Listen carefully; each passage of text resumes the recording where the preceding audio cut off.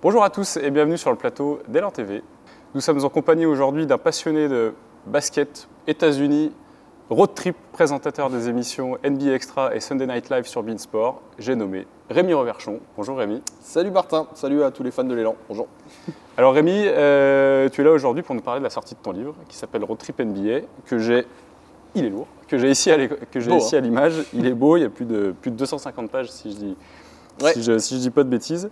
Rémi, avant de commencer, on te connaît en tant que présentateur TV, mais comment t'es venu l'idée, toi, aujourd'hui, de sortir ce livre ? Alors, le truc, c'est que moi, j'ai toujours aimé les bouquins, j'ai toujours eu un livre entre les mains, j'ai ma maman qui m'a appris à aimer les livres depuis que je suis tout petit. Et quand j'ai été contacté il y a un peu plus d'1 an maintenant par une maison d'édition parisienne qui s'appelle Amphora, qui m'ont proposé d'écrire un livre sur le basket, et ben, je me suis posé la question de savoir ce que j'avais envie d'écrire. Et plutôt que d'écrire un millième bouquin sur Michael Jordan, sur Kobe Bryant ou un truc que vous savez déjà, et ben, j'ai voulu écrire un truc qui me correspondait. Et moi, ce que j'ai pour moi, c'est que j'aime ce pays, j'aime les États-Unis. J'ai eu la chance d'y vivre, d'y voyager, et donc je voulais écrire ma passion, c'est-à-dire raconter la culture du pays. Rémi, dans ce livre, on retrouve une présentation de chaque ville NBA qui sont au nombre de... Alors, il y a 28 villes dans le bouquin parce qu'il y a 30 franchises NBA, mais comme tu en as 2 à Los Angeles, 2 à New York, ça fait 28 villes. Voilà, avec les Lakers et les Clippers à LA, ouais. et les Nets et les Knicks évidemment à New York. Comment tu as construit, toi, ce livre aujourd'hui ? Sur quoi tu t'es appuyé pour aller, on va dire, égayer tes propos et construire ce qu'il est aujourd'hui ? Alors, l'idée, en fait, c'est de raconter ville par ville. Alors, bien sûr, il y a l'histoire un peu basket de chaque franchise liée à la ville, mais je voulais aller au-delà de ça. Et donc, moi, ce que je voulais, c'était dire, en gros, si demain, vous avez la chance d'aller à New York, par exemple, ce qui est fantastique comme voyage, vous allez peut-être aller voir un match des Knicks au Garden. Mais derrière tout ça, pendant 2h30, vous allez être à la salle, mais tu fais quoi les 21 autres heures de ta journée, en fait ?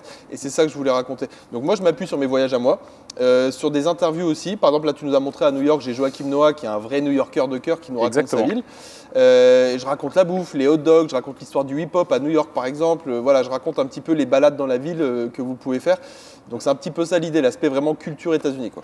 C'est un petit guide du routard des 28 franchises NBA, ouais, presque. C'est presque ça, c'est un guide du routard du sportif, en fait, ouais, c'est ça. C'est ça. Alors, est-ce que tu as fait, toi, les 28 villes aux États-Unis ? Alors, moi, à titre perso, j'ai eu la chance d'aller dans 24 des 28. Il m'en manque encore 4 que j'essaierai de faire. Mais ouais, j'ai fait quand même la majorité. Ouais. Quelle est celle que tu as préférée parmi les 24 ? Moi, j'ai un coup de cœur, je ne le cache pas, pour Los Angeles parce que j'ai eu la chance de vivre là-bas pendant 3 ans. J'ai vécu 3 années fantastiques à couvrir les Lakers au quotidien, à être assis au Staples Center avec les photographes sous le panier, à voir toutes les stars autour du terrain, à voir Kobe Bryant à l'époque qui jouait devant moi et tout. Donc voilà, moi je suis amoureux de Los Angeles. Tu as fait des études de journalisme là-bas ? Alors non, mes études de journalisme, je les ai fait dans le Colorado, à Denver, où j'ai vu mes premiers matchs NBA pour les Nuggets, qui étaient trop cool, j'ai adoré, super souvenir. Les montagnes du Colorado, c'est un régal. Mais j'ai vécu 3 ans pour le taf à Los Angeles ensuite et je pense que c'est ma ville coup de cœur. Rémi, tu sais qu'à l'élan, on a envoyé plusieurs jeunes de notre centre de formation à NBA, notamment David Michino, Clint Capella. Et alors, il y en a un que tu cites dans ton livre, c'est un passage qui est, je veux dire, assez drôle, mais qui est plutôt en fin de carrière. Il s'agit d'Udonis Haslem. Ouais. Qui a commencé sa carrière véritablement à Chalon. Sa première saison pro, c'était à Chalon-sur-Saône. Sa première saison, fin des années 90, début des années 2000. Il a ensuite été drafté par le Heat de Miami. Est-ce que je suis autorisé à lire le passage que tu... Je t'en prie, m'en voulez pas, c'est de l'humour du second degré. Et je tiens à préciser qu'on ne se connaissait pas avant.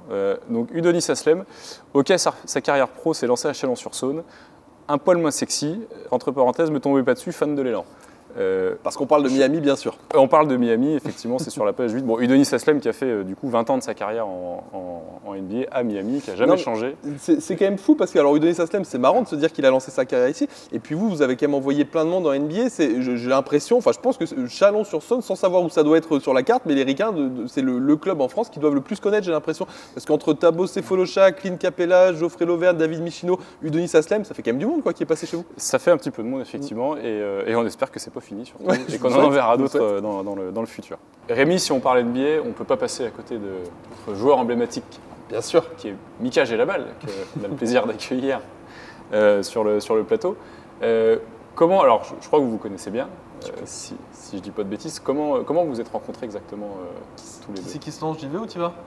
Vas-y. Motivé ? Ouais, pour voir ce que tu as à dire. Je suis surveillé. Alors l'histoire elle est marrante avec Mag parce qu'on s'est connus, alors ça fait un bail maintenant, on était en train d'en parler, ça fait 13 ans, c'était à l'été 2009. Moi je suis un baby, je viens d'arriver aux États-Unis à Los Angeles et je m'installe en tant que journaliste là-bas. Et hasard complet, c'est pile le moment où Mika signe avec les Lakers pour le training camp, pour essayer d'intégrer l'équipe.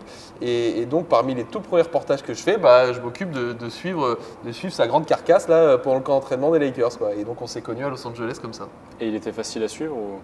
Alors Mika a toujours adoré passer devant la caméra et être dans les médias, donc on s'entendait à merveille. Non mais blague à part, c'était cool. Moi j'avais eu cette chance-là parce que j'ai découvert un mec en or qui était tellement gentil et qui répondait à toutes mes demandes alors que je sais que c'est pas son exercice préféré. Et c'est des bons souvenirs tout ça, moi je trouve. Ouais, c'était des bons souvenirs, mais je pense qu'on s'est rencontrés un peu avant. J'oublie un truc? Non, c'était bien pendant l'été, mais le training camp, c'est un peu plus tard. Oui, on s'était croisés à Los Angeles.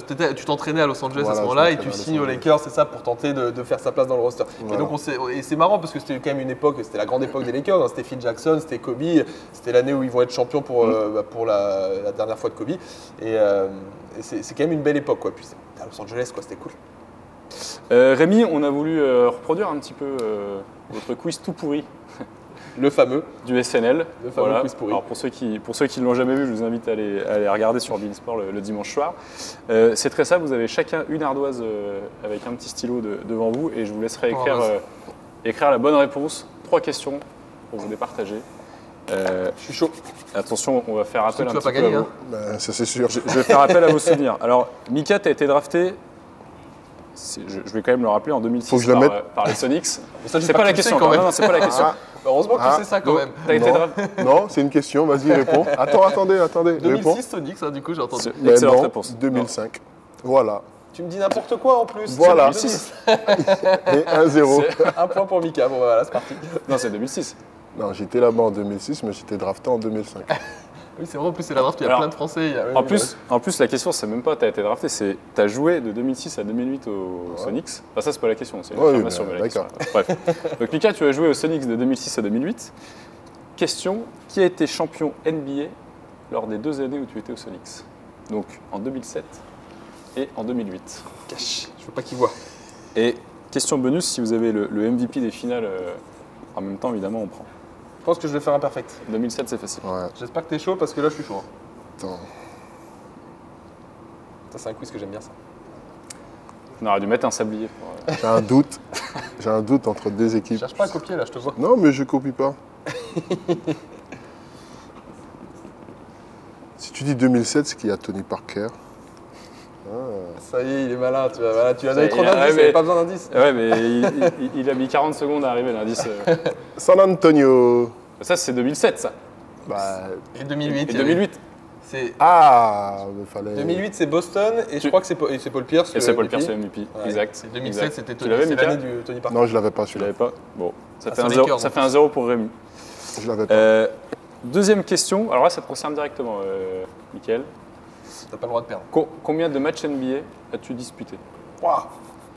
Combien de matchs NBA il a disputé on va faire le plus proche. On va prendre la réponse la plus proche. Je le tente vraiment au pif. Hein. Moi aussi. Ouais, j'en ai peut-être trop mis, je pense. Je le tente. 180.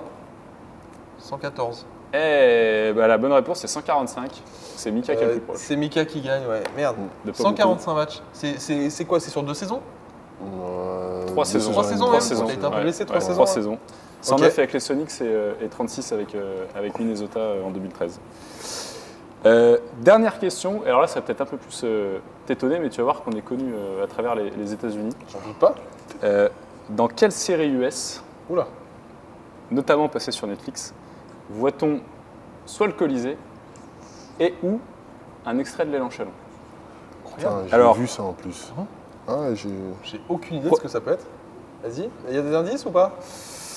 Donc le premier c'est, on va dire quelqu'un qui va vite. Et c'était un peu le surnom d'un célèbre joueur du 8. Du 8? Tu l'as? Tu l'as comme ça? Ouais, je l'ai eu là. Flash. Ah, Flash, bah oui, Flash. Et c'est pas. Et donc? Eh ben, c'est la bonne réponse, Flash. Tu l'avais mis. Ah, il l'avait. Incroyable. Je suis battu par Mickaël Génabal dans un quiz. Incroyable.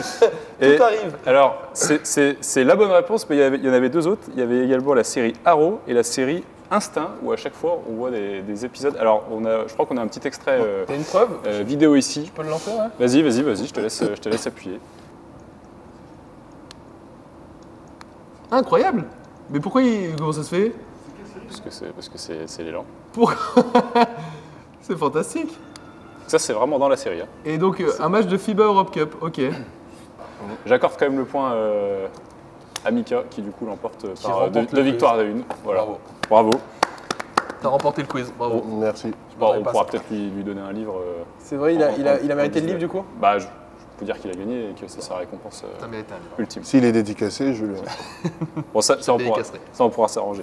Bon, merci Mika en tout cas. Merci Rémi. Merci Mika, c'était cool.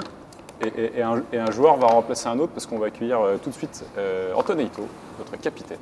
Rémi, on a remplacé Mika Gelabal par notre capitaine cette saison, Antoine Eito. Capitaine, tout là. Bonjour. Petit jeune qui monte voilà, cette saison. Un jeune talent. Un jeune talent, fraîchement arrivé. Je crois que vous vous connaissez. Malheureusement. Si je dis pas de bêtises, on vous a vu pendant le All-Star Game notamment pas mal vous chambrer. Même question que Mike tout à l'heure et on verra si les réponses concordent. Mais comment vous vous êtes rencontrés avec Antoine? Alors Antoine et moi, ça remonte à il y a encore plus longtemps qu'avec Mika. On s'est connus à La Rochelle. Pour le coup, à l'époque où c'était vraiment un gamin. Alors déjà que moi j'étais tout gamin, mais alors lui encore plus. Parce qu'on a 3 ans d'écart. T'es 88, toi, c'est ça? Ouais. Et moi je suis 85. Donc du coup, quand Antoine débarque, moi je faisais déjà le banc de l'équipe de N2 à La Rochelle. Et Antoine débarque en cadet et s'entraînait avec la Nationale 2 déjà parce qu'il était au-dessus du lot en cadet. Et donc on s'est connus à cette époque-là, quoi. Et qui mettait la misère à l'autre à l'entraînement? Bah, on jouait pas, on jouait pas sur les mêmes postes. Côté en plus. Ouais. Antoine, il est à la main. Moi, alors, je sais que ça paraît bizarre parce que j'ai pas le physique pour, mais Il j'étais était intérieur. Et donc, j'entendais ses conneries. T'as la taille. Ouais, j'étais un peu sous-dimensionné, mais ouais. Moi, je me souviens plus des soirées plutôt ou des trucs après. Mais je sortais de Poitiers, pardon, et après je suis à Cognac. Et donc en fait, il y avait un petit groupe. Donc Rémi était en équipe réserve et s'entraînait avec la N2.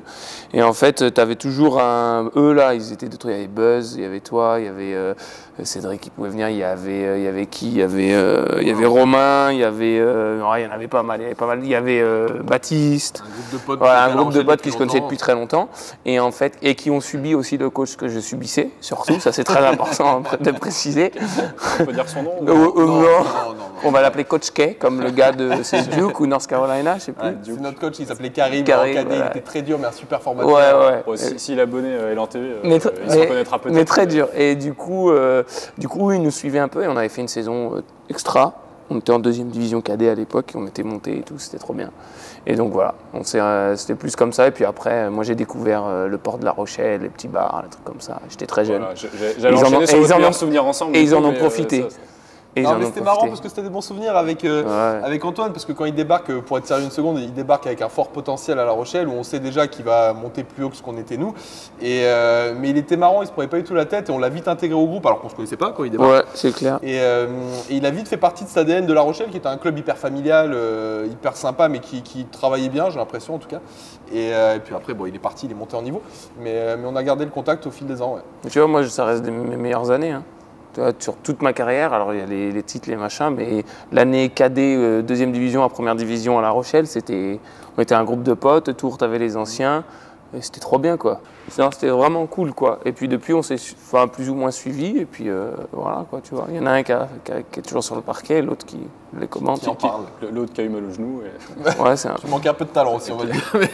Bon, question qui tue, qui gagne un concours de shoot entre vous deux? Si je shoot main droite, oui, je pense qu'il peut gagner.